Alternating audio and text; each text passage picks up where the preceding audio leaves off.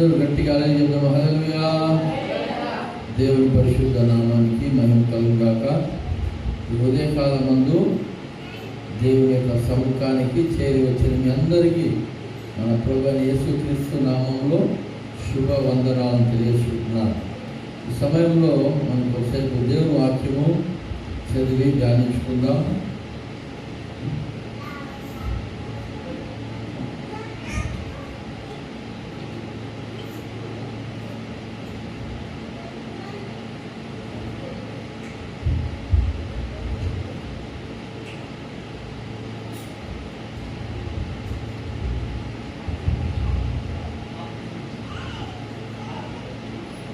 ప్రియమైన దేవుని బిడ్డలారా, మనకి మాదిరి లేదా ఆదర్శంగా మనము ఎవరు తీసుకోవచ్చు అని చూసినట్లయితే లోకంలో ఎవరు తీసుకున్నా మనము ఫెయిల్ అయిపోతాం. ఎందుకంటే ఏ మనుష్యుడు ఏం కాదంట, పరిపూర్ణుడు కాదు, పర్ఫెక్ట్ కాదు. హల్లెలూయా. అందుకే దేవుని వాక్యం సెలవిస్తుంది, నీతిమంతుడు లేడు, ఒక్కడును లేడు, అందరూ పాపం చేసి దేవుడు అనుగ్రహించు మహిమను పొందలేకుండా పోతా ఉంటున్నారు. కాబట్టి మనం ఎవరిని ఆదర్శంగా తీసుకున్నా, ఎవరిని మనము మాదిరిగా తీసుకుంటే కూడా మనం ఫెయిల్ అయ్యేది గ్యారంటీ. కొంతవరకు వెళ్తుంది, కొంతవరకు ప్రయాణము కొనసాగుతుంది, కానీ తర్వాత విఫలమైపోతాం. కాబట్టి మనకు చక్కని మాదిరి లేదా ఆదర్శంగా ఎవరు తీసుకోవచ్చు అంటే పరిశుద్ధ గ్రంథంలోనే ఉన్న భక్తులనే మనం తీసుకుంటే వారు సక్సెస్ అయినారు. హల్లెలూయా. వారి జీవితంలో వారు ఏం పొందినారంట, దేవుని దయను, దేవుని కృపను వారు పొందుకున్నారు. కాబట్టి చరిత్రలో ఇక్కడ నిలిచి ఉన్నారు, సజీవులుగా ఉంటున్నారు. వారు భౌతికంగా ఈ లోకాన్ని వదిలినప్పటికీ వారు ఇంకనూ మాట్లాడుతూ ఉంటున్నారు మనతో. కాబట్టి మనము మాదిరిగా లేదా ఎవరిని చూసి నడుచుకోవాలా, ఎవరిని చూసి మనము విజయాన్ని సంపాదించగలం అనేది మనం చూసినట్లయితే ఓషియా గ్రంథము 6వ అధ్యాయము 3వ వచనాన్ని మనం ఇక్కడ చదవబోతున్నాము. చదువుదాం. ఓషియా గ్రంథము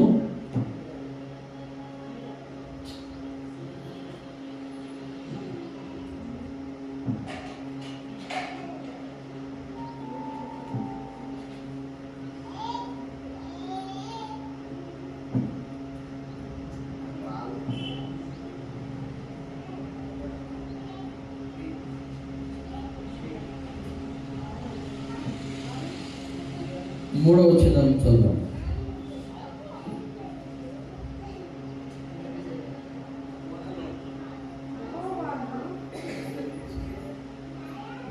యెహోవాను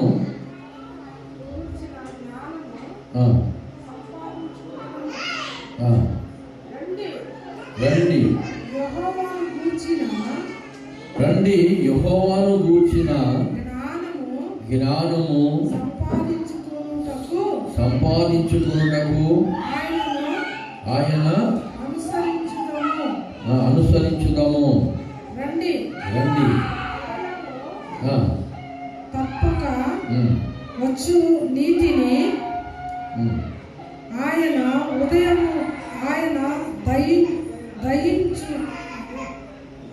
ఉదయించును. వర్షము వలె ఆయన మన యొద్దకు వచ్చును. భూమిని తడుపునట్టి తొలకరి వర్షము కడబరి వర్షం వలె ఆయన మన యొద్దకు వచ్చును. ఆమేన్. హల్లెలూయా. ప్రియమైన దేవుని బిడ్డలారా, గమనించండి, నేను చదువుతాను మరొకసారి. యెహోవాను గూర్చిన జ్ఞానము సంపాదించుకుందాము రండి.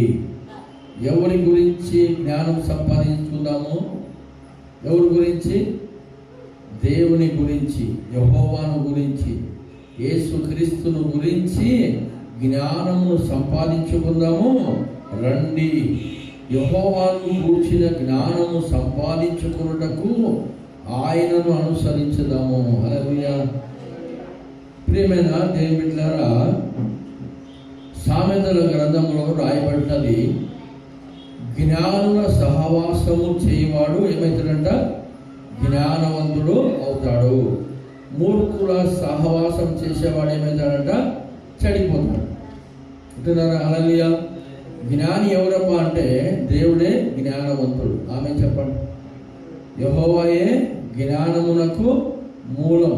ఆయన నుంచే జ్ఞానం రావాలా, వివేకం రావాలా, తెలివి, తేటలు, చురుకుదల, ప్రతిదీ ఎక్కడి నుంచి వస్తుందంట? ఆయన నుంచి వస్తుంది. కాబట్టి మనం ఆయనను అనుసరించాలి. ఎవరు అనుసరించాలా? ఇక్కడ ఉన్నటువంటి ఇజ్రాయెల్ ప్రజలు, తర్వాత ఈ యొక్క ప్రవక్త వారితో చెప్తున్నటువంటి మాట, ఈ గ్రంథకర్త రాస్తున్నటువంటి మాట ఏమనంటే, యెహోవాను గూర్చిన జ్ఞానము సంపాదించుకుందాము రండి. ఆమె చెప్తాం. హల్లెలూయా. నేను చెప్పబోయే వాక్య అంశం ఏంటంటే సంపాదించుకోనట. ఏంది చెప్పండి? సంపాదించుకోనట. ఈ లోకంలో సంపాదించుకోకుండా ఉండేవాళ్ళు ఎవరైనా ఉన్నారా అంటే? ఉన్నారా? సంపాదించకుండా సంపద కొరకు ఎవరు లేరు అనేవాళ్ళు ఎవరు ఉన్నారా? ప్రతి ఒక్కరూ సంపాదించాలా. ఏం సంపాదించాలా? 4 రూపులు సంపాదించాలా అనేది ఆ తాపత్రయంతో ఉంటున్నారు లోకంలో. రోడ్డు మీద, ఫుట్పాత్ మీద ఉన్న భిక్షం ఎత్తుకునే వారి కాడి నుంచి కూడా చూసినట్టయితే ప్రతి ఒక్కరూ సంపాదిద్దామని ఉంటున్నారు. హల్లెలూయా. రాజులు కానీ, చక్రవర్తులు కానీ, ప్రధానులు కానీ కూడా వారు కూడా సంపాదించాలని ఉంటున్నారు. మన జీవితంలో లక్షలు చూస్తే ఆశ్చర్యం. మనకు లక్షలు చూస్తే కదా, కోట్లు చూసినటువంటి వాళ్ళు ఉన్నారు. వారు కోట్లు ఉన్నప్పటికీ చాలెబ్బా అనుకోవడానికి లేదు, ఇంకా సంపాదించాలా, ఇంకా సంపాదించాలా అంటున్నారు. ఆమె చెప్పండి. హల్లెలూయా. కాబట్టి ఈ లోకంలో అనేక రకాలుగా ఏదో సంపాదిద్దామని వెళ్తుంటున్నారు. పేరు సంపాదించుకుందామని, ఇంకా హల్లెలూయా డబ్బు, ధనము సంపాదిద్దామని, ఈ విధంగా నానా రకములైనటువంటి సంపాదన కొరకు పాకులాడుతున్నటువంటి వారంగా చాలామంది సమాజంలో మనకు కనపడతారు. కాబట్టి ప్రియమైన దేవుని బిడ్డలారా, దేవుని బిడ్డలమైనటువంటి మనము ఏమి సంపాదించాలా, ఏ సంపాదన శాశ్వత కాలంగా నిలిచి ఉండాలి అని మనం చూసినట్టయితే దేవుని గూర్చిన జ్ఞానాన్ని సంపాదించాలి. హల్లెలూయా. ఆ జ్ఞానమును మనం సంపాదించాలంటే ఏం చేయాలా? ఆయనను అనుసరించి నడవాలి. ఆమె చెప్పండి. హల్లెలూయా. చూడండి, ఇక్కడ ఏం రాయబడిందంటే, ఆయనను అనుసరించుదాము రండి.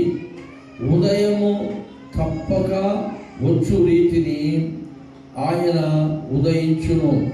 వర్షము వలె ఆయన మన యొద్దకు వచ్చును. భూమిని తడుపునట్టి తొలకరి వర్షము, కడవరి వర్షము వలె ఆయన మన యొద్దకు వస్తాడు. ఆమె చెప్పండి. హల్లెలూయా. ఎవరు వస్తారంట? చెప్పండి. మన దగ్గరికి దేవుడు రావడానికి మనం అడుగులమా, యోగ్యులమా? చెప్పండి. ఆమె చెప్పండి. యోగ్యులమా? కాదు. అయితే ఆయనను గూర్చిన జ్ఞానమును వెతుకుతున్నటువంటి వారు, ఆయనను అనుసరిస్తున్నటువంటి వారి దగ్గరికి ఎవరు వస్తారంట? ఈ భూమి ఆకాశమును సృజించిన దేవుడు వారి యొద్దకు వచ్చేవాడుగా ఉంటున్నాడు. ఎలా వస్తారంట? తొలకరి వర్షమును, కడవరి వర్షము వచ్చినట్లుగా. చూడండి, ఈ రాత్రి ఇప్పుడు ఉదయం అయిపోయింది, ఇప్పుడు 11 గంటలు అయిపోయింది. మళ్ళా సాయంకాలం వస్తుంది, రాత్రి వస్తుంది. రాత్రి అంతా గడపాల. ఉదయం వస్తుందా లేదా? ఉదయం వస్తుందా లేదా? ఆ ఉదయం వచ్చున్న రీతిగా ఎవరు వస్తారంట? దేవుడు మన దగ్గరికి వస్తాడు. ఆమె చెప్పండి హల్లెలూయా. దేవుడు మన యొద్దకు వస్తే ఏం జరుగుతుంది చెప్పండి? మన జీవితంలో చక్కపరచబడతాయి. ఏం పరచబడతాయి? చక్కపరచబడతాయి. మనం చూసినట్లయితే ఆదికాండము 1వ అధ్యాయము మొదటి 2-3 వచనాలు చూసినట్లయితే, ఆదియందు దేవుడు భూమి ఆకాశములను సృజించెను. భూమి నిరాకారముగాను, చెప్పండి, భూమి ఎలా ఉన్నిందంట? నిరాకారముగాను శూన్యముగాను ఉండెను. దేవుడు వెలుగు కమ్మని పలుకగా వెలుగు కలిగేను. హల్లెలూయా. దేవుడు పరలోకంలో నుండి, ఎక్కడి నుంచి? దేవుడు ఎక్కడ నివాసం చేస్తాడు? పరలోకంలో నివాసం చేస్తున్నటువంటి దేవుడిగా ఉంటున్నాడు. అయితే పరలోకంలో ఉన్న దేవుడు భూమిపైకి దిగి వచ్చినప్పుడు భూమి ఎలాగున్నదంట? నిరాకారముగా ఉన్నది, శూన్యముగా ఉంటున్నది. ఇదేందబ్బా? భూమిని ఆకాశాన్ని నిరాకారముగా శూన్యంగా ఉండడానికా దేవుడు సృష్టించింది?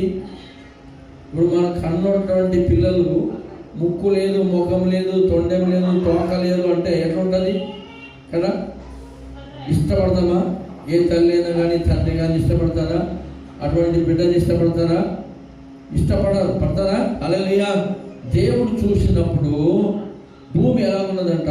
నిరాకారముగాను శూన్యముగా ఉంటున్నది, ఆకారం లేకుండా ఉన్నది. అంటే దేవుడు సృజించిన భూమి ఆకాశము అక్కడ లేదు. ఆమె చెప్పండి హల్లెలూయా. ఆయన ఈ భూమి ఆకాశము ఎలా చేశాడంట? నివాస యోగ్యమైనదిగా సృజించాడు. అయితే దీన్ని నిరాకారముగాను శూన్యంగా చేసింది ఎవరంటే? ఆమె చెప్పండి హల్లెలూయా. దూతలలో ప్రధాన దూతగా దేవుని ఆరాధించుటకు ఎన్నుకొనబడినటువంటి లూసిఫరు ఏం చేశాడంట? దేవుని కంటే తన్ను తాను హెచ్చించుకోవడానికి ప్రయత్నించి గర్వించి ఏమైపోయాడంట? శాపాన్ని పొందుకుని వాడు కింద పడవేయబడ్డాడు. ఎక్కడి నుంచి? పరలోకంలో నుంచి. ఆమె చెప్పండి హల్లెలూయా. వాడు పడిపోతూ అంటే వాడు చెడిపోతూ చేశాడంటే దేవుడు సృష్టించిన ఈ సృష్టిని కూడా చెడగొట్టి పడగొట్టి అది ఆకారమే లేకుండా చేసి దేవుడిని బాధపరచాలా, దుఃఖపరచాలా అనుకున్నాడు. కానీ దేవుడు సృష్టికర్త. ఆమె చెప్పండి హల్లెలూయా. మన చేతుల్లో గ్లాసు ఉన్నదనుకోండి, గ్లాస్ లేదా గాజు పాత్ర ఉన్నదనుకోండి, అది పగిలిపోతే మనకి బాధ అవుతుంది, బాధపడాల్సిందే తప్ప మళ్ళా గాజు ముక్కల్ని మళ్ళా పోగు చేసి దానిని మళ్ళా తయారు చేయడానికి మన వల్ల కాదు. కానీ దేవుడు సృష్టికర్త కాబట్టి ఆయన వెలుగు కలుగునుగా కానీ ఒక్క మాట చెప్పినాడు. ఆమె చెప్పండి. రేమ వాక్కు వచ్చింది. అక్కడ నిరాకారముగా శూన్యముగా చీకటి అగాధ జలమును కమ్మి ఉంటే ఆ చీకటి ఆ చీకటిని చేశాడు దేవుడు తొలగించి వెలుగును ఏం చేస్తాడంట? ప్రసరింపజేశాడు. అంటే ఇక్కడ ఏం చేస్తున్నామంటే దేవుడు వస్తే ఏం జరుగుతుంది? ఆమె చెప్పండి. దేవుడు ఒక వ్యక్తి జీవితంలో వచ్చినా లేదా మన యొక్క ప్రాంతంలోనికి దేవుడు వచ్చినా లేదా మన యొక్క జిల్లాలోనికి వచ్చినా మన రాష్ట్రంలోనికి వచ్చినా మన దేశం మీదకి వచ్చినా ఆ దేశంలో జరిగేటువంటి ఒక కార్యం ఏంటంటే నిరాకారమైన శూన్యమైన స్థితిని మార్చివేయబడుతుంది. ఆమె చెప్పండి హల్లెలూయా. ఈ దినములలో చాలా మంది జీవితములు ఆకారం లేకుండా ఉంటున్నాయి. హల్లెలూయా. క్రమం లేదు. పూర్వ దినాల్లో చూసినట్లయితే ఇంటి యజమానుడుగా తల్లి తండ్రులు ఎలా ఉండేవాళ్ళు అంటే వాళ్ళు గద్దె మీద కూర్చొని ఉండేవాళ్ళు. వాళ్ళ కింద ఉన్నటువంటి కొడుకులు కోడళ్ళు అందరూ ఆ యజమానుల కిందనే ఉండేవాళ్ళు.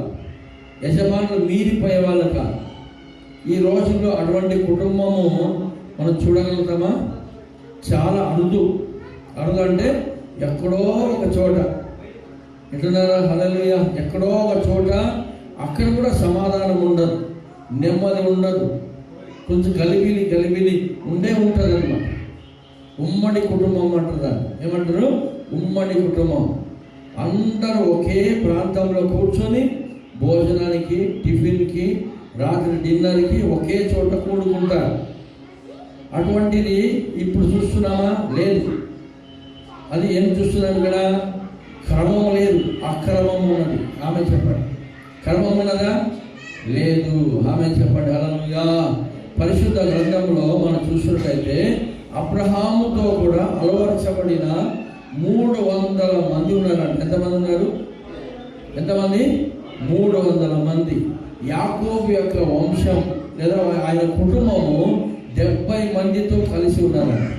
వాళ్ళు ఎక్కడికి వెళ్ళినా, ఎక్కడ డేరాలు వేసినా, ఎక్కడ ఏ దేశానికి పోయినా, ఏ ప్రాంతానికి పోయినా ఆ 70 మంది పోయేవాళ్ళు. 70 మంది అంటే ఏంటిది చెప్పండి? కుటుంబంలో ఒక్కొక్క వ్యక్తిని లెక్కేస్తే ఆయనకు పిల్లలు, భార్య, దాసులు అలా ఉంటారన్నమాట. అట్లా 70 మంది అంటే వారు 6 లక్షల మంది కాలు బలం కలిగిన వారుగా ఉంటున్నారు. ఆమె చెప్తాం హల్లెలూయా. ఆ 70 మంది ఎంతమంది అయినారు అంటున్నారు? హల్లెలూయా. అక్కడ ప్రియమైన దేవుని బిడ్డలారా, ఐక్యత ఉన్నది, అక్కడ ఏమున్నది? ప్రేమ ఉన్నది. అక్కడ వాళ్ళ పైన నాయకుడు ఉన్నాడు. ఆ నాయకుడు ఎవరంటే దేవాది దేవుడుగా ఉంటా ఉంటున్నాడు. ఆమె చెప్పండి హల్లెలూయా. యాకోబు మూలం అన్నమాట దీనికి. ఎవరికి? ఈ ఇశ్రాయేలు ప్రజలకి యాకోబు మూలం. యాకోబుకి ఒక మూలం ఉన్నాడు. ఎవరంటే ఆయన యేసు ప్రభు. యేసు ప్రభువుని అనుసరిస్తున్నటువంటి వ్యక్తిగా ఎవరంటే యాకోబు ఉంటున్నాడు. యాకోబును అనుసరిస్తున్నటువంటి వారు ఈ మిగతా సంతానం అంతా ఉంటా ఉంటున్నారు. ఆమె అది క్రమం, దేవుడు పెట్టినటువంటి క్రమం. వాక్యాన్ని ఆధారం చేసుకుంటారు అన్నమాట. ఏమంటారంటే భార్య ఏమన్నా అది ఆది కాండాన్ని 3వ అధ్యాయాన్ని 2వ అధ్యాయంను ఆధారం చేసుకుంటారు. ఏమన్నా ఆధారం చేసుకుంటారు? కాబట్టి 24వ వచనం, 2వ అధ్యాయం 24వ వచనం. కాబట్టి పురుషుడు తన తండ్రిని తల్లిని విడిచి తన భార్యను అత్తుకొనును, వారు ఏక శరీరమై ఉండురు. అంటే ఇక్కడ ఏం చూస్తున్నామంటే విడిచి, తల్లి తండ్రిని విడిచి అంటే వాళ్ళని విడిచిపెట్టి వెళ్ళిపోవడం కాదు అర్థం. హల్లెలూయా. ప్రతిదీ తల్లితో చెప్పుకోవడము, తల్లితో సంప్రదించడమే ఉంటా ఉన్నింది. ఇప్పుడు తనకు తానుగా బ్రతకడానికి, తనకు తానుగా కుటుంబ బాధ్యతలను భరించడానికి గల వ్యక్తిగా, అంటే వయస్కుడుగా ఆయన తన భార్యతో పంచుకుంటూ, తన భార్య భర్త ఇద్దరు కలిసి తల్లిదండ్రులు ఏ విధంగా కుటుంబాన్ని పాలన పోషణ చేసినారో అటువంటి ఒక మెచ్యూరిటీ మైండ్తో వారు బ్రతుకుతారు. తల్లిదండ్రిని విడిచిపెట్టి వెళ్ళిపోతారు, తల్లిదండ్రులని అనాథులుగా చేసి వెళ్ళిపోతారు. అట్లా కాదు లెక్క అర్థం అంటున్నారా ఇక్కడ. కాబట్టి పురుషుడు తన తండ్రిని తల్లిని విడిచి తన భార్యను అత్తుకొనును, వారు ఏక శరీరముగా ఉంటారు అంటున్నారా. హల్లెలూయా. కానీ ప్రియమైన దేవుని బిడ్డలారా, ఇది క్రమం, దేవుడు పెట్టినటువంటి క్రమం. ఇప్పుడు క్రమం ఏడుంది? క్రమము లేదు. ఇప్పుడు క్రమము కావాలంటే ఏం కావాలంట? ఆ సృష్టికర్త రావాలి. అందుకే 127వ కీర్తన రాయబడుతుంది. అక్కడ ఏమని రాయబడిందంటే, యెహోవా ఇల్లు కట్టని ఎడల కట్టువాడు ప్రయాసపడుతున్నటువంటి ప్రయాసము వ్యర్థమవుతుంది. ఆమె చెప్పడం హల్లెలూయా. ఇల్లు అంటే మనం కట్టే ఇల్లు కాదు, కుటుంబం, ఉమ్మడి కుటుంబంగా కలిసి ఉండడానికి ప్రయాసపడే ప్రయాసం అంతా కూడా ఏమైపోతుందంట? వ్యర్థమవుతుంది. ఎందుకు వ్యర్థమవుతుందంటే మనము మన పైన ఒక యజమానుడు ఉన్నాడు అనేది మర్చిపోయినాం కాబట్టి. ఆమె చెప్తాం హల్లెలూయా.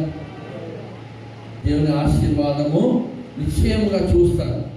ఆయన మీ అందరికి ఆయన రాబోతా ఉంటున్నారు. ఆమె చెప్పండి. ఆయన వచ్చి మీ క్రమము లేనటువంటి జీవితాన్ని క్రమపరచబోతున్నారు. ఆమె చెప్పండి హల్లెలూయా. ఆయన వస్తే ఏం జరుగుతుందంటే ప్రియమైన దేవుని ద్వారా ఆయన శిష్యుల్ని ఒక పెళ్లికి పిలిచినాడు. ఒక పెళ్లికి వచ్చినాడు. ఆ పెళ్లికి వస్తే అక్కడ ఏం జరిగిందంట చెప్పండి. ఆ పెళ్లి ఇంటి వాళ్ళు ఎంతో ఘనంగా ఆ పెళ్లి జరుపుకుంటూ ఉంటున్నారు. అటువంటి సమయంలో అక్కడ ఉండవలసినటువంటి ముఖ్యమైన ఒక పదార్థం అయిపోయింది. అదేంటంట ద్రాక్షారసం. ద్రాక్షారసము అయిపోవడము ఆ పెళ్లి వాళ్ళకి, ఆ పెళ్లి విందు ప్రధానికి అవమానకరం. ఆమె చెప్తాం హల్లెలూయా. అవమానమే కదా. ఇంతమంది పెళ్లి పిలిచాడు ఎందుకు? చేత కానప్పుడు ఇంతమందికి పత్రికలు ఇచ్చి పిలవాలా? మా ఇంటికాడ మాకు లేదా తినడానికి తాగడానికి మాకు లేదా? ఇక్కడికి పిలుచుకొచ్చి మమ్మల్ని పసుపు పెట్టడము, మనం ఆశించినంత పానీని ఇవ్వకపోవడము అని ఎంతమంది ఎన్ని రకాలుగా పెళ్లికి వచ్చిన అనుకుంటారు కదా. అనడము ఆ ఇంటి వాళ్ళకి లేదా ఈ పెళ్లి పెద్దలకి, ఆ ప్రధానికి మంచిగా అనిపిస్తుందా? అనిపించదు. హల్లెలూయా. అవమాన పాలు అయ్యే పరిస్థితిని యేసు ప్రభు అక్కడ ఉండడం ద్వారా ఆ అవమానాన్ని మార్చివేశాడు. హల్లెలూయా. హల్లెలూయా. ఆయన మన యొద్దకు వస్తే జరిగే కార్యాలు, వర్షము వచ్చి తొలకరి వర్షము, కడవరి వర్షము. ఎందుకు వస్తుంది తొలకరి వర్షము? విత్తనం విత్తుకోవడానికి. ఆమె చెప్పండి. కడవరి వర్షము ఒకసారి రావాలా? రైతు అదే ఎదురు చూస్తూ ఉంటాడు. కడవరి వర్షం వస్తే తాను అనుకున్నంత, ఆమె తాను అనుకున్న దానికంటే ఎక్కువ పంటను ఆ సంవత్సరము రైతు చూడగలుగుతాడు. ఆమె చెప్పండి హల్లెలూయా. అదే ప్రకారంగా ఈ తొలకరి వర్షము, కడవరి వర్షము ఎలాగైతే వస్తుందో, ఇప్పుడు ఉదయం అయిపోయింది, మధ్యాహ్నంలో ఉన్నాము, మధ్యాహ్నం పోయి సాయంత్రం అవుతుంది, సాయంత్రం పోయి మళ్ళా ఉదయము ఎలాగ వస్తుందో అదే నిరీక్షించాలా. మన జీవితంలో దేవుడు వచ్చి ఆయన చక్కబెడతాడు. అని చెప్తాం హల్లెలూయా. మనము ఇంటికి బీగం వేసి వెళ్ళిపోయినాం, ఊరికి వెళ్ళిపోయినాం. తిరిగి కొంతకాలమైన దానికి వచ్చిన తర్వాత ఇల్లు చక్కబెడతామా లేదా? చక్కబెడతామా? దుమ్ము ధూళి అట్లే వచ్చి అట్లే ఉంటామా కదా? హల్లెలూయా. బండలు కడతాము, బూజు దొరుకుతాము, అంత అన్ని సామాన్లు వల్ల కడిగి ఫ్రెష్గా ఇల్లుని ఉంచి తర్వాత ఏం చేస్తాం? మనము జీవనం చేస్తాం. అదే ప్రకారంగా దేవుడు మన జీవితంలోనికి వచ్చినప్పుడు, మన కుటుంబంలోనికి వచ్చినప్పుడు దేవునికి నచ్చినటువంటి ఒక పరిస్థితి మొదట మార్చివేయబడును కాక. ఆమె చెప్పండి హల్లెలూయా. అయితే మనం దేన్ని సంపాదించడానికి పాటుపడాలి. వాక్యం చదువుదాము. మత్తయి సువార్త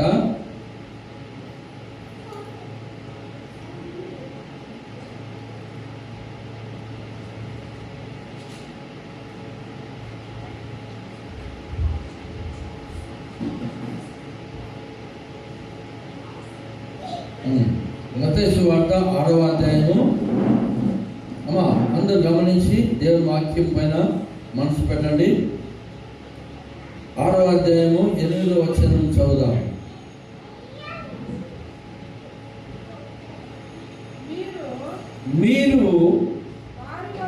మీరు వారి వలె ఉండకూడి, మీరు మీ తండ్రిని అడగక మునుపే మీకు అక్కరగా ఉన్నవేమో ఆయనకు తెలియను. చాలు. హల్లెలూయా. మనకి ఏమి అక్కర? బాగిరండి ఇక్కడ. మీరు వారి వలె ఉండకూడి. ఎవరి వలె? మనం చూడబోతున్నాం. ఆ యొక్క వాక్య రెఫరెన్స్ అన్ని నేను చూపించబోతున్నాను. మీరు నోట్స్ రాసి పెట్టుకోండి, లేదంటే తర్వాత గుర్తు పెట్టుకునేలా చదువుకోండి. చూడండి, మీరు వారి వలె ఉండకూడి, మీరు మీ తండ్రిని అడగక మునుపే మీకు అక్కరగా నున్నవేవో ఆయనకు తెలియను. హల్లెలూయా, హల్లెలూయా. ఇంట్లో ఏమి వండుకోవాలా, ఏమి తినాలా, ఏమి వండుతాను అనే సంగతి ఇంట్లో తల్లికి తండ్రికి తెలుసు. వాళ్ళే సరుకులన్నీ తెచ్చేస్తారు. పిల్లలకి ఏదేది కావాలా వంట కార్యక్రమాలన్నీ వాళ్ళు చూసుకుంటారు కదా. మనం నిశ్చింతంగా ఉంటామా, తడబడతా ఉంటామా? అది వండాలి, ఇది వండాలి, అది తేవాలి, ఇది తేవాలని ఉరుకులాడుతుంటామా? లేదు. హల్లెలూయా, నిశ్చింతంగా ఉంటాం. అదే ప్రకారంగా మనకు ఏమి అక్కరగా ఉన్నామో, నాకేమి అక్కర్లేదండి అనేవాళ్ళు ఎవరు ఉన్నారో చేయలేదండి. అమ్మా చేయి పైకెత్తండి. నాకేం అక్కర్లేదు. బాగా అర్థం చేసుకోండి. నేను అడుగుతాను, మళ్ళీ అది మీరు హల్లెలూయా. మీకు అక్కడగా ఉన్నవి ఏవో ఆయనకు తెలుసు. ఆయన తెలిసింది మళ్ళీ ఆయనకి చెప్పాల్సిన అవసరం లేదు. అవునా? ఆయనకి ఏమి తెలియదో, దేవా ఇది నీకు తెలియదు కాబట్టి ఇది నేను నీకు జ్ఞాపకం చేస్తున్నాను అని మనం చెప్పాలి. అంటున్నారా? హల్లెలూయా. పిల్లల క్షేమం ఆయన తెలుసు కదా. నీ ఇల్లు స్థలం ఉంది, ఇల్లు కట్టుకోవాలా, ఆ సంగతి దేవుడు తెలుసా తెలియదా? దాని గురించి అడగాల్సినటువంటి పని లేదు. అంటున్నారా? హల్లెలూయా. మీరు వారి వలె ఉండకూడదు. ఎవరి వలె ఉండకూడదు అంటే 7వ వచనం రాయబడింది, మరియు మీరు ప్రార్థన చేయనప్పుడు అన్య జనుల వలె వ్యర్థమైన మాటలు వచింపవద్దు, విస్తరించి మాట్లాడటం వలన తమ మనవి వినబడదని వారు తలంచుచున్నారు. ఆమె చెప్తాం. హల్లెలూయా.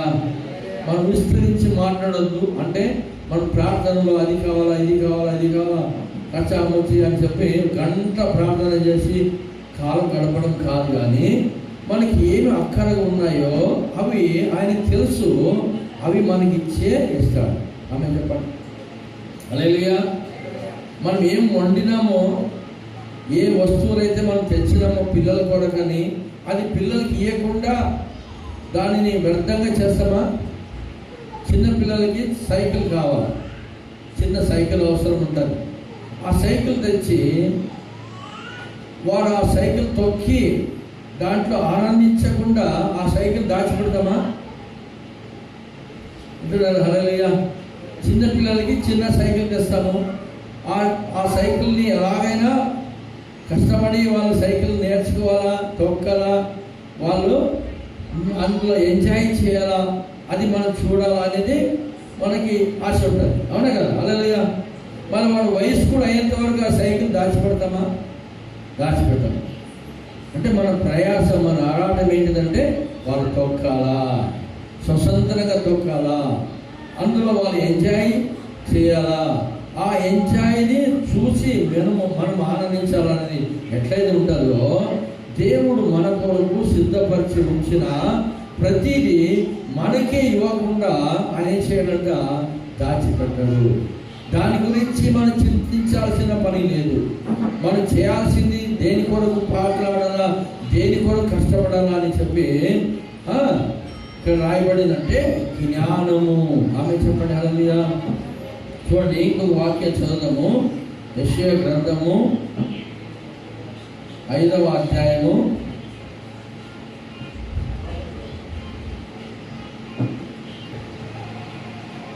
5వ అధ్యాయము 13వ వచనంలో రాయబడింది, కావున నా ప్రజలు జ్ఞానము లేకయే చెరపట్టబడి పోవుచున్నారు. హల్లెలూయా. చెరపట్టబడి పోతున్నారు. దేనిని బట్టి? జ్ఞానము లేక. హల్లెలూయా. హల్లెలూయా. జ్ఞానము లేకయే మనం చెరపట్టబడిపోతున్నాము. మన ఆస్తి చెరపట్టబడుతున్నది, మన సంపాదన చెరపట్టబడిపోతా ఉంటున్నది. హల్లెలూయా.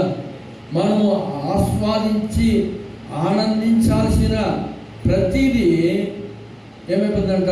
చెరపట్టబడిపోతా ఉంటుంది. ఆమె చెప్తాం. హల్లెలూయా. రాజు చెరపట్టబడ్డాడు అనుకోండి, అతని రాజ్యము, అతని సకల ఘనత, ఐశ్వర్యము, సంపద అంతా కూడా ఏమైపోతుందంట? చెరపట్టబడిపోతుంది. ఆమె చెప్తామయ్యా. అందుకు పరసంబంధమైన ఆత్మ విషయములలో దేవుడు మన కొరకు సమకూర్చి పెట్టిన ప్రతిదీ మనం అనుభవించకుండా, మన పిల్లలు అనుభవించకుండా అదేమైపోతుందంట? చెరపట్టబడిపోతా ఉంటున్నది. ఆమె చెప్పండి హల్లెలూయా. అవునా కాదండి? జ్ఞానము లేక, జ్ఞానం ఉంటే ఏం జరుగుతుంది? జ్ఞానం ఉంటే మనం ఏం చేస్తామంట? చెరపట్టబడాలి ఇవ్వకుండా దానిని మనమే అనుభవించడానికి ఏసము ప్రయాసపడతాం. అందుకే ఇక్కడ రాబడింది, యెహోవాను గూర్చిన జ్ఞానము సంపాదించుకుందాము రండి. మనమంతా దేనికి రావాలంట? చెప్పండి. జ్ఞానము సంపాదించడానికి. ఏ జ్ఞానము? దేవుని గూర్చిన జ్ఞానం.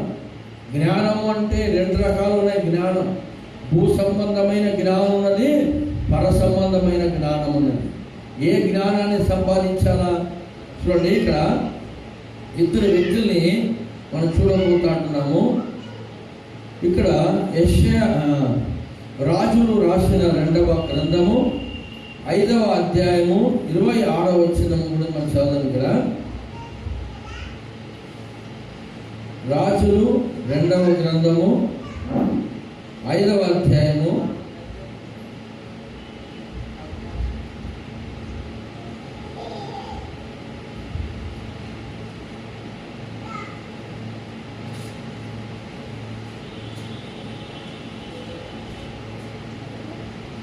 26వ వచనం చదువు.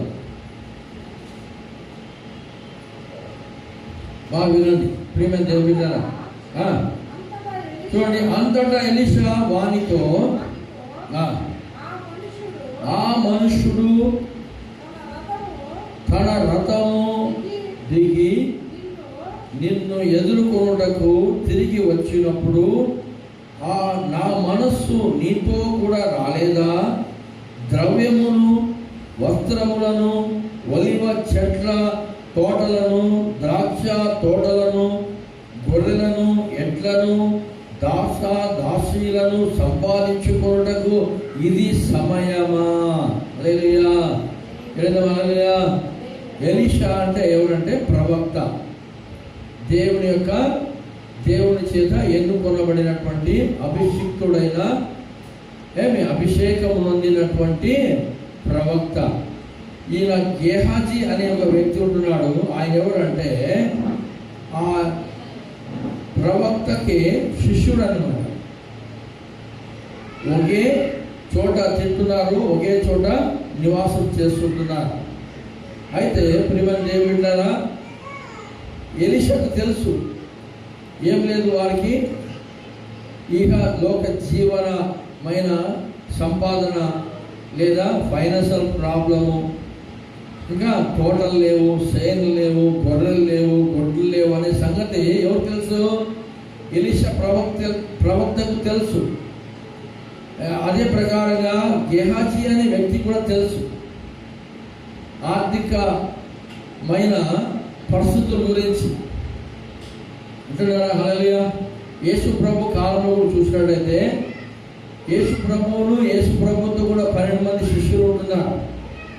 యేసు ప్రభువు మూటలు మోసుకు తిరగలేదు. ఏ సమయంలో ఏం కావాలా అది తండ్రి అయిన దేవుడు చూసుకుంటాడని తండ్రి చిత్తమును జరిగిస్తూ కొనసాగుతూ ఉన్నటువంటి దినాలు. హల్లెలూయా. వాళ్ళ దగ్గర రొట్టెలు లేవు, చేపలు లేవు. అవునా? ఈ సంగతి అనేక సార్లు విన్నాము. మీ దగ్గర ఏమైనా ఉన్నాయా అని యేసు ప్రభు అని అడిగినప్పుడు 5 రొట్టెలు ఉన్నాయి, 2 చేపలు ఉన్నాయంటే అప్పుడు 5 రొట్టెలు 2 చేపలు ఆకాశం వైపు చూపించి కృతజ్ఞత చెప్పి తిరిగి వాళ్ళకి ఇస్తే అక్కడ ఉన్నటువంటి లక్షలాది జనము సంతృప్తిగా తిన్నారు. అంతమందికి ఆహారాన్ని వాళ్ళు సిద్ధపరిచి పట్టుకోలేదు. అంతమంది కొరకు ఆహారాన్ని సంపాదించడానికి ప్రయాసపడలేదు వాళ్ళు. హల్లెలూయా. ఆ సందర్భానికి, ఆ సమయానికి తండ్రి అయిన దేవుడు సృష్టికర్త, ఆయన మనకు సృజించి ఇస్తాడని తండ్రి అయిన దేవుని పైన మన ప్రభుని యేసయ్య ఆనుకొని ఉన్నాడు. ఆమె చెప్తాం హల్లెలూయా. యేసు ప్రభు శిష్యుడు కూడా ఉన్నాడు. మరి యేసు ప్రభు చనిపోయి సమాధి చేయబడి ఆయన అదృశ్యుడు అయినప్పుడు అక్కడ సీమోను పేతురు ఇంకా కొంతమంది యోహాను కొంతమంది ఏం చేశారంట, వారు వదిలిపెట్టి వచ్చిన దానిని మరలా సంపాదించడానికి వాళ్ళు పరుగులు ఎత్తినట్టుగా చూస్తూ ఉంటున్నాం. వారు వెళ్ళడమే కాకుండా కొంతమందిని స్థిరంగా నిలబడిపోయినారు. సమస్తము వదిలిపెట్టి దేవుడి కొరకు నిలబడిన వారు కూడా ఏమైనా కదిలిపోయి చేపలు పట్టడానికి పోయినారు. పోతే ఎంత ప్రయాసపడినా ఒక చేప కూడా సంపాదించలేకపోయినారు. యేసు ప్రభు వచ్చి వారి మధ్యలో ఏమంటున్నాడు? ఈ మాట ఎక్కడ ఉండదంటే యోహాను సువార్త 21వ అధ్యాయం ఉంటుంది, చదవను.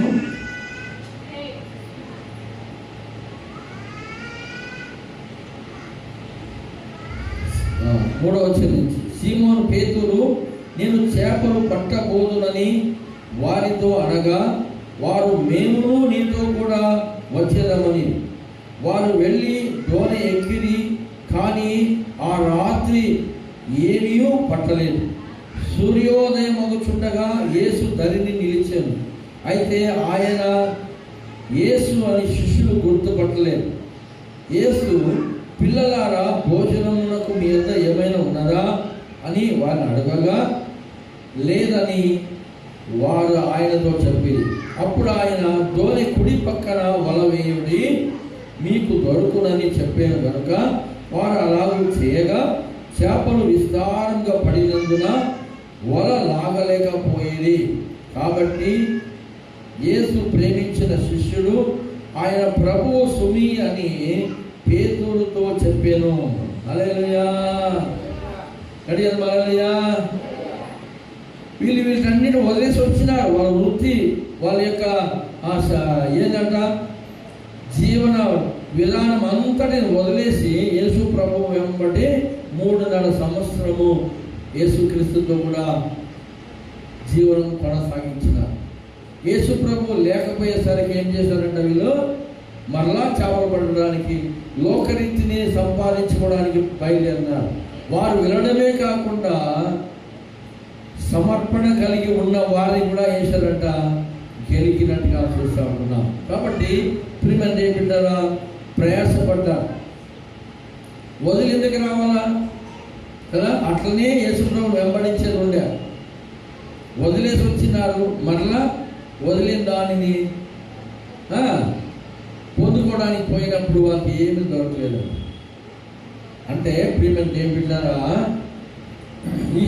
ఇహలోక రీతిగా కష్టపడడానికి కాదు యేసు ప్రభు వారు వచ్చింది.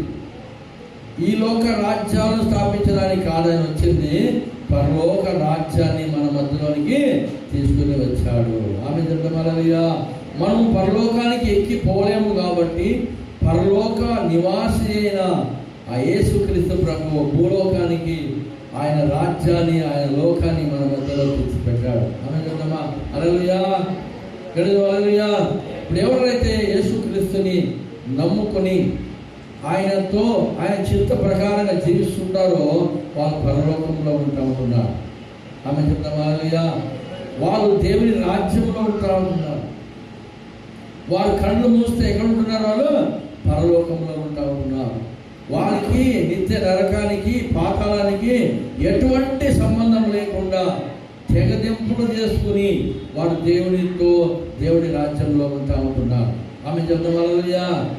కాబట్టి ప్రియమైన దేవుడారా, ఇక్కడ ఏం చూస్తున్నామంటే ఎలీషా అంటున్నాడు ఏమనంటే గెహాజీతో తన శిష్యుడితో అంటున్నాడు, మనము ఏంటంట ద్రవ్యమును వస్త్రములను ఒలివ చెట్లను తోటలను ద్రాక్ష తోటలను గొర్రెలను ఎడ్లను దాసీలను సంపాదించుకున్నటకు ఇది సమయమా? హల్లెలూయా. అట్లని మనం ఏమి లేకుండా ఉందామా? కాదు. మన ఇహలోకంలో జీవిస్తున్నాము. మనకు వస్త్రం కావాలా, ఉండడానికి ఇల్లు కావాలా, ఇంకా చెప్పండి తినడానికి తిండి కావాలా, వీటికి వరకు పాటు పడుతున్నాం కదా. దీనికంటే ఎన్నో రెట్లు ఎక్కువగా పర సంబంధమైన వాటి కొరకు పాకులాడాలని ఈ వాక్యం మనం చెప్తా ఉన్నారు. ఇది అశాశ్వతమైనది. శాశ్వతమైనది అది పరలోకంలో. అవునా? పరలోకంలో నువ్వు మెప్పు పొందాలా, ప్రశంసించబడాలా, అక్కడ జీవ కిరీటాన్ని పొందుకోవాలా, జీవ గ్రంథంలో నీ పేరు వ్రాయబడాలా. హల్లెలూయా. ఇవన్నీ కావాలంటే ఏం చేయాలా చెప్పండి? ఈ లోకంలో బట్ట కొరకు ఎంత కష్టపడుతున్నాం? ఒక ఎంత బట్టలు సంపాదించాలంటే కష్టపడుతున్నాం. కష్టపడకుండా రాదు. అవునా కదా? హల్లెలూయా. మరి పరలోకానికి సంబంధించినటువంటి వస్త్రాలు కూడా ఉన్నాయి. ఆ వస్త్రం కొరకు కూడా కష్టపడాలా. అందుకే యేసు ప్రభువు వారు యోహాను సువార్తలో చెప్పారు, క్షయమైన ఆహారం కొరకు ఏం చేయాలి? మీరు కష్టపడవద్దు. ఆమె చెప్తాండి. హల్లెలూయా. దేని కొరకు కష్టపడాలా? దేని కొరకు ప్రయాసపడాలా? దేన్ని సంపాదించడానికి మనలో ఆరాటం ఉండాలంటే పరలోక సంబంధం. ఆమె చెప్పండి. హల్లెలూయా. ఆత్మ సంబంధమైనది. తండ్రి చిత్తమును జరిగించడానికి ఎన్ని తిప్పలైనా సరే, ఎన్ని ఎదురులైనా సరే, ప్రాణాలు పోయినా సరే మనం ఏం చేయాలా? వెనకంచ వేయకూడదు. ప్రభు కొరకు నిలబడాలి. ప్రభు చిత్తము జరిగించాలి. ప్రభు చిత్తము ఎంచండి జరిగించాలా. ప్రయాసం కష్టమవుతుంది, మనసు బాధ అవుతుంది. అయితే తండ్రి చిత్తమును జరిగించిన వాళ్ళం అవుతాం. ఆమె చెప్తాం. హల్లెలూయా. మీ పరలోకపు తండ్రికి మీరు కుమారులై కుమార్తెలై ఉండినట్లుగా మీరేం చేయమన్నాడు యేసు ప్రభువు వారు? మత్తయి సువార్త 5వ అధ్యాయము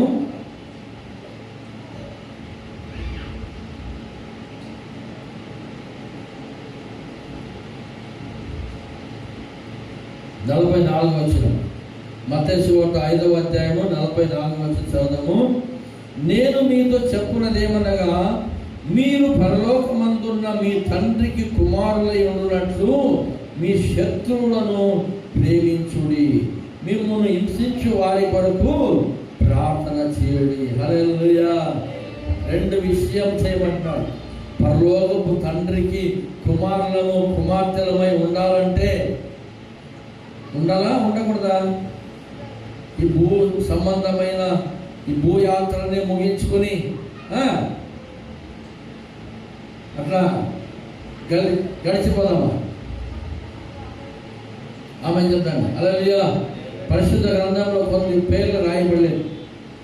ఆ పేరు ఎత్తడం కూడా అది శుభకరమైనది కాదు. యోబు గురించి రాయబడింది, యోబు కుమారులు కుమార్తె గురించి రాయబడింది, కానీ అక్కడ ఆయన భార్య పేరు రాయబడలేదు. లోతు గురించి రాయబడింది, లోతు పిల్లల గురించి రాయబడింది, కానీ ఆయన భార్య పేరు రాయబడలేదు. ఇట్లా చూసినట్టయితే కొందరు పేర్లు రాయబడలేదు. ఈ భూ సంబంధమైన ఈ పరిశుద్ధ లేఖనంలోనే వాళ్ళ పేరు రాలేదంటే వాళ్ళు పరలోకంలో ఎంటర్ అవుతారా?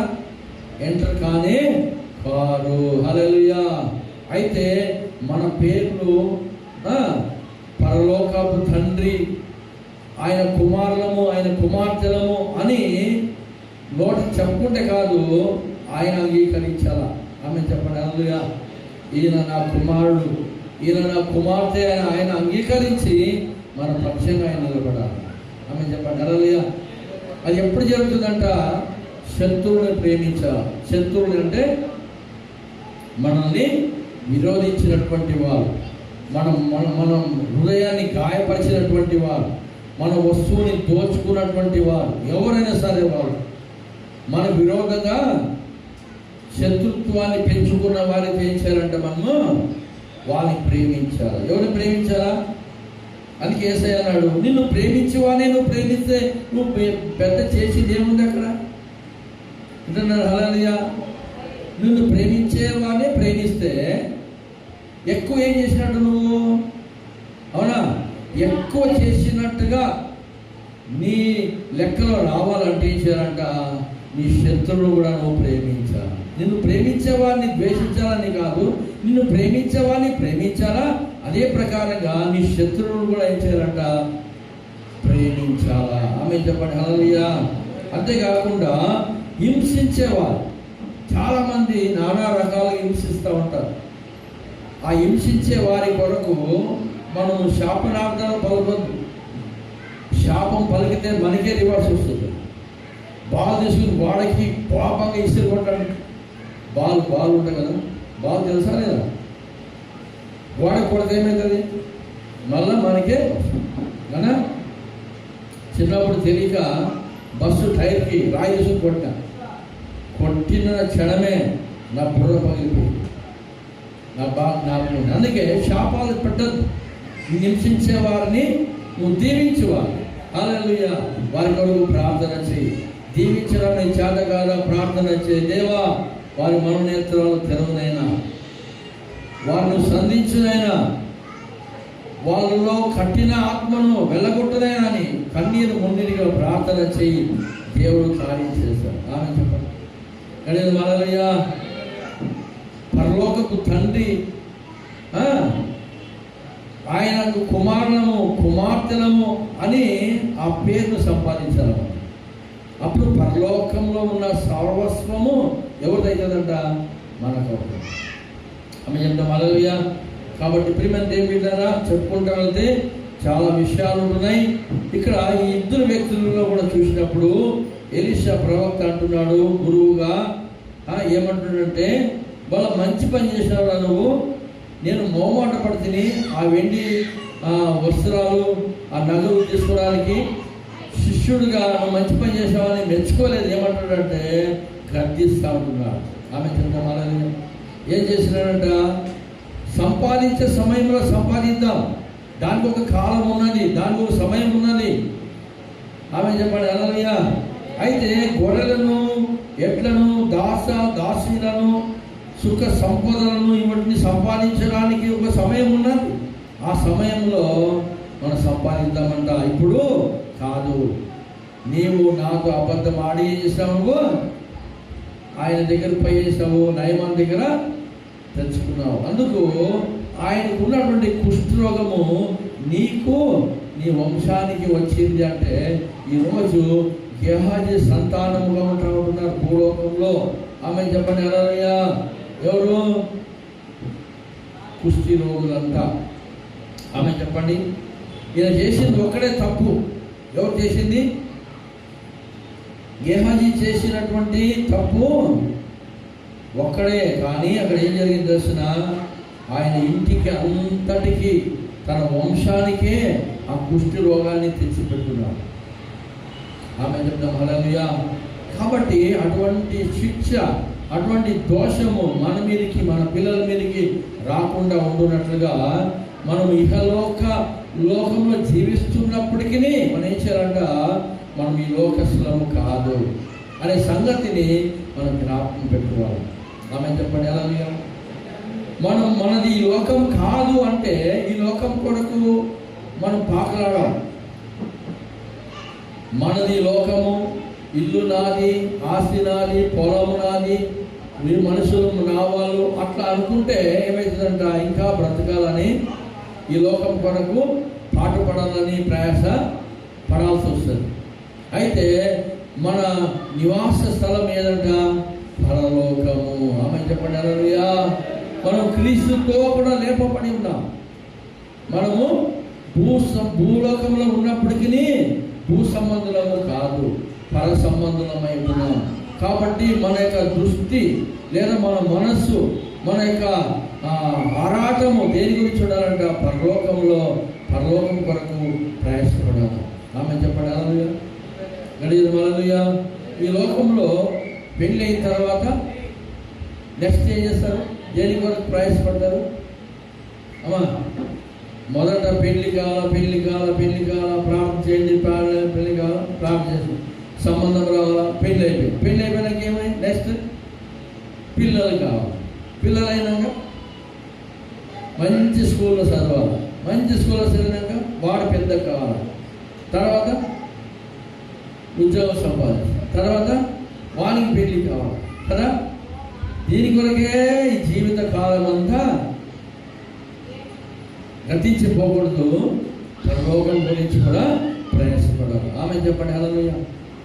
మనము పిల్లలు సంతానం గురించి ఎట్లయితే పాటలాడుతున్నామో, కష్టపడుతున్నామో, ప్రయాసను అనుభవిస్తున్నాం. అలాగే ఒక్కొక్క ఆత్మను సంపాదించడానికి, నశించిపోతున్నటువంటి ఆత్మల నిద్రకు కొంత సమయాన్ని కేటాయించాలా. వాళ్ళ ఇంటికాడికి రారు, అయ్యా నేను నశించిపోతున్నాను, నా కుటుంబము కష్టాల పాలుగా ఉన్నా, నీకు వచ్చి ఇంట్లో చెప్పుకోరు.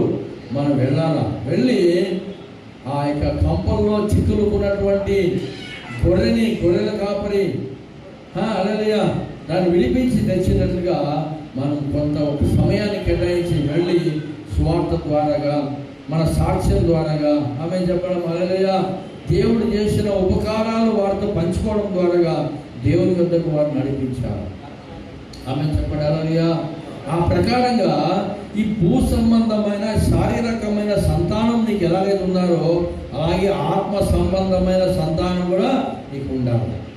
పరలోకంలో గొడ్రాలుగా అక్కడికి వచ్చినావంటే ఈ లోకంలో 100 సంవత్సరాలే ఆ నింద అనుభవిస్తాం. కానీ అక్కడ పోతే సదాకాలము. హల్లెలూయా. ఎన్ని కాలం? సదాకాలం. ఆ కాలానికి అంతం లేదు. అంతవరకు కూడా నువ్వు గొడ్రాలుగా అనుభవించాల్సిన పరిస్థితి. ఆమె చెప్తాం హల్లెలూయా. ఇక్కడ ఏం సంపాదించినా వంటింటిని వదిలిపెట్టాల్సిందే. ఏది ఒక చీపురి పుల్ల కూడా పరలోకానికి తీసుకుని వెళ్ళలేం.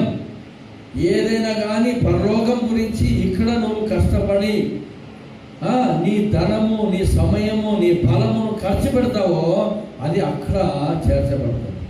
అందుకే యేసుప్రభువు అన్నాడు ఏమన్నాడంటే, మీరు సమస్తం విడిచిపెట్టి నన్ను వెంబడించినారు కాబట్టి, భార్యను వదిలిపెట్టినారు, పిల్లలను వదిలిపెట్టినారు, ఆస్తిని వదిలిపెట్టినారు, బంధువులు వదిలిపెట్టినారు, మీ వృత్తిని వదిలిపెట్టి నన్ను వెంబడించినారు కాబట్టి హల్లెలూయా ఇహమందు 100 రెట్లుగాను పరలోకంలో నిత్య జీవాన్ని మీ స్వతంత్రము అన్నాడు. ఆమె చెప్తాం హల్లెలూయా. హల్లెలూయా. ఇవన్నీ చెప్పుకునే మాటలు కాదు, ఇవి నిజం. 100% నిజం. ఇక్కడ మనం దేవుని కొరకు ఏమేమి ప్రయాసపడ్డామో దానికి అంతా లెక్క పరలోకంలో ఇవ్వబడుతుంది. లోకంలో రెప్పపాటున మనకు దొరికేటువంటి సంపద గురించే సంపాదించడానికి ప్రయాసపడుతున్నాం తప్ప పరలోకం గురించి ప్రయాసపడట్లేదు. మన ఇల్లు కట్టుకోవడానికి రాత్రి పగలు ఒళ్ళు వచ్చి పని చేస్తాం. అది దేవుని మందిరం కట్టడానికి, దేవుని సంఘాన్ని కట్టడానికి, దేవుని కొరకు ఆత్మను సంపాదించడానికి కష్టపడుతున్నామా? హల్లెలూయా. హల్లెలూయా. ముఖ్యమైన ఉద్దేశం ఏంటంటే, ఈ వాక్య మూల ఉద్దేశం ఏంటంటే జ్ఞానం. ఏంటంట? జ్ఞానము. జ్ఞానము లేకుండా నా ప్రజలు నశించిపోతున్నారు. జ్ఞానము లేదు కాబట్టి ఏమవుతుందంట? చెరపట్టబడిపోతుంటున్నారు. కాబట్టి ఈ ఉదయకాలము మనం ఆశించాల్సింది ఏంటంటే జ్ఞానాన్ని ఆశించాలి. ఆమె చెప్పండి, ఏ జ్ఞానం అది? యాకోబు పత్రిక రాయబడినది పై నుంచి వచ్చే జ్ఞానము. ఆమె చెప్పండి హల్లెలూయా. ఏ పాఠశాలలో కూర్చోవలసిన పని లేదు, ఏ కాలేజీలో చేరాల్సిన పని లేదు. ఈ జ్ఞానం గురించి, ఈ లోక జ్ఞానం కావాలంటే అక్కడ పోయి కూర్చోవాలా. ఈ జ్ఞానం కావాలంటే ఆయన పాదాలు పట్టుకోవాలా. ఆమె చెప్తాం హల్లెలూయా. ఆయన పాదాలు పట్టుకుంటే అక్కడ జ్ఞానం యొక్క ఊట అలాగా పుట్టుకొని నీ జీవితంలోని వస్తుంది. ఆమె చెప్తామా? అందరూ కళ్ళు మూసుకుందాం, ప్రార్థన చేసుకుందాం. ఈ కొద్ది మాటలు దేవుడు మన వినికిడిలో దీవించును గాక. ఏది వ్యర్థము కాక పోను గాక. హల్లెలూయా. Praise the lord. ప్రభువా మీకు స్తోత్రం అయినా. అవును ప్రభా, తండ్రి నీకు వందనాలు. ఎవరెవరైతే అందరూ లేచి నిలబడదాం. ఎవరెవరైతే ఈ వాక్యాన్ని అర్థం చేసుకొని ఈ వాక్య ప్రకారంగా నేను జీవించాలా, ఈహలోక జీవితము ఇంతకాలం జీవించిన ఇదే సాలు, ఇక నేను దేవుని కొరకు కష్టపడతా, ఇది మొదలుకొని ఇన్ని రోజులు కష్టపడ్డానా, కష్టపడలేదా? కష్టపడిన ఉన్నారు, కష్టపడకుండా ఉన్నవాళ్ళు ఉన్నారు. కాబట్టి కష్టపడకుండా ఉన్నవాళ్ళు ప్రియమైన దేవుని బిడ్డలారా, పరలోకంలో ఏమి లేనివాడిగా, బోడిగా, బోసిగా అక్కడ ఉండకుండానట్లుగా ఇక్కడ కష్టపడదాం, ప్రయాసపడదాం. భూ సంబంధమైన వాటిని కాదు, భూ సంపద కొరకు కాదు ప్రయాసపడాల్సింది, సంపాదన కొరకు పాటుపడాల్సింది, పర సంబంధమైన వాటిలో. భూ సంబంధమైనది తాత్కాలికమైనది, కొద్ది రోజులు మాత్రమే నీకు అంత సహాయంగా ఉంటుంది. పర సంబంధమైనది ఇహలోకంలోనూ అది పరలోకంలోనూ నీకు అది ప్రయోజనకరంగా ఉండేదిగా ఉంటున్నది. కాబట్టి ఇది తీర్మానం చేసుకుందాం. ప్రభువా, అవును తండ్రి, హోషేయ గ్రంథంలో రాయబడినట్లుగా యెహోవాను గూర్చిన జ్ఞానము సంపాదించుకొనుటకు, తండ్రి నిన్ను అనుసరించుటకు, నిన్ను వెంబడించుటకు, ఈ లోకంలోనికి ఏమి తీసుకుని రాలేదు, పోయేటప్పుడు ఏమి తీసుకుంటాము. అయ్యా నీకు వందనాలయ్యా తండ్రి, మమ్మల్ని లోకానికి పంపించావు. ఒక తల్లి గర్భంలోనూ తండ్రి నీకు స్తోత్రమైనా, ఒక కుటుంబంలోనూ ప్రభా అయినా మమ్మల్ని ప్రవేశపెట్టావు. తిరిగి మేము నీ వద్దకు రావాల్సిన వారంగా ఉంటున్నాం. నీ వద్దకు వచ్చినప్పుడు నేను ఒట్టి చేతులు నిలబడకుండా, ఏ ఉద్దేశంతో నన్ను ఈ తల్లి, ఈ కుటుంబంలో, ఈ పట్టణంలో నన్ను తండ్రి నన్ను పంపించావో, ఆ నీ ఉద్దేశములు, ఆ నీ చిత్తమును జరిగించే తండ్రి వైఖరిలో మమ్మల్ని నడిపించమని మనము ఆయనకు అప్పగించుకుందాం. చేతులు పైకెత్తండి, ఈ కుడి చేతిని ఆయనకి ఇవ్వండి. దేవా, నా చేయి పట్టుకోనైనా ఇది మొదలుకొని నీ చింతమును నా జీవితంలో జరిగించుకునైనా అని మనం దేవునికి అప్పగించుకుంటూ ప్రార్థన చేసుకుందాం. మహాపరిశుద్ధుడా, మహాగణుడా, మహోన్నతమైన మా గొప్ప దేవానికి వందనాలు తండ్రి. అవును ప్రభా, ఆకాశం నుంచి వర్షము కురిసి అది తండ్రి విత్తేవానికి విత్తనమును, పంట రైతుకి ప్రభా ఆ వర్షము తండ్రి అది తిరిగి వాపసు ఎలాగైతే ఆకాశానికి తిరిగి వెళ్ళదో, పంట పండే వరకు ఆ వర్షము తండ్రి తొలకరి వర్షముగా, కడవరి వర్షముగా భూమిని తడిపి అది 30గా 60గా 100 ఫలించేటట్లుగా చేస్తుందో, అదే ప్రకారంగా దేవా నీ నోటి నుంచి వచ్చిన ప్రతి మాట మా వినికిడిలో, మా జీవితంలో అవి అట్లనే నెరవేరును కాక. సమస్త మహిమ ఘనత ప్రభావం నీకు చెల్లించుకుంటున్నాం. ఇది మొదలుకొని ఈ రీతిగా నేను జీవిస్తానని తీర్మానం చేసుకున్న ప్రతి బిడ్డను నీ హస్తానికి అప్పగించుకుంటూ యేసుక్రీస్తు నామంలో ప్రార్థించి వేడుకుంటున్నాం తండ్రి. అందరూ చెప్పండి ఆమేన్.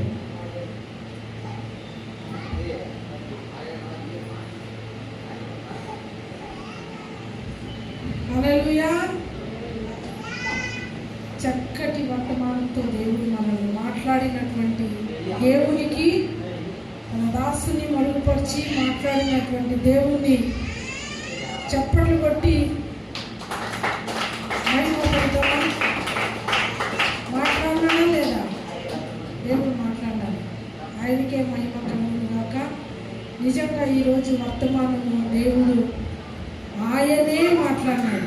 ఎవరు ఎంతమంది మిస్ అయినారో ఏమో నాకు తెలియదు, కానీ ఈ వాక్యము దేవాది దేవుడు మాట్లాడి ఉంటున్నాడు.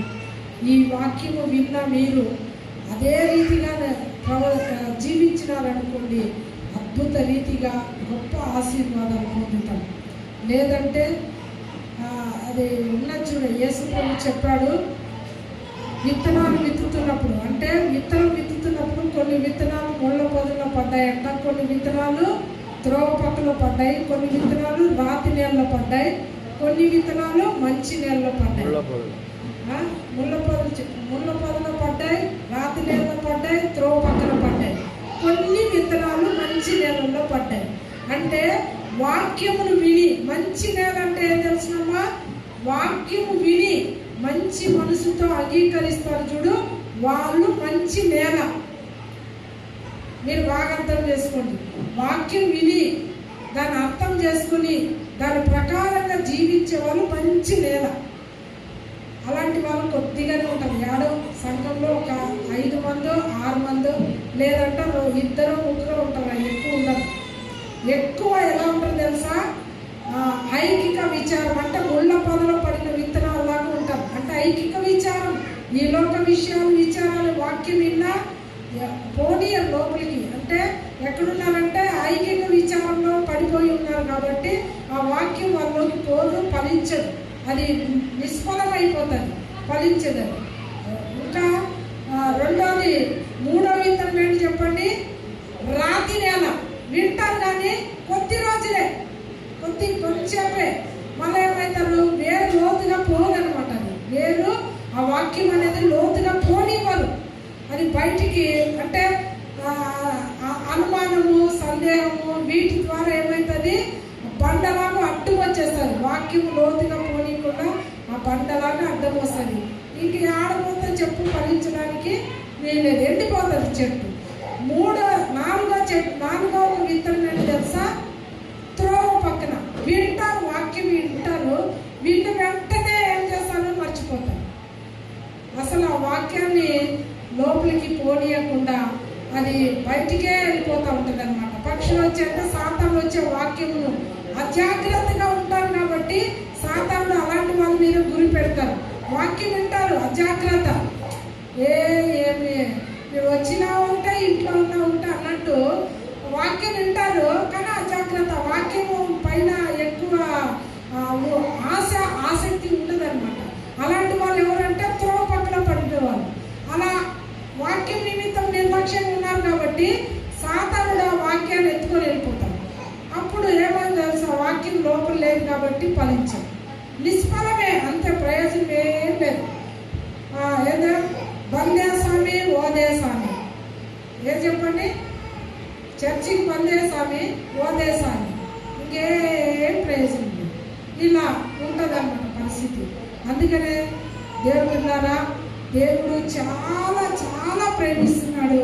తన దాసుని నిలబెట్టి ఈరోజు మాట్లాడిన ఒక్కొక్క మాట అది ఎంత శ్రేష్టమైంది, అమూల్యమైంది తెలుసా?